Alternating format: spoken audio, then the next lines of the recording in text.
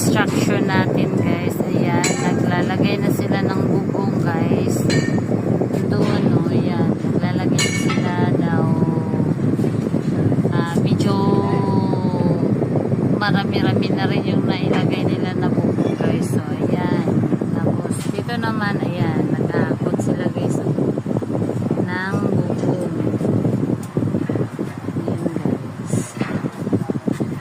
Dito rin guys, dito rin guys, may gumagawa rin dito sa trusses.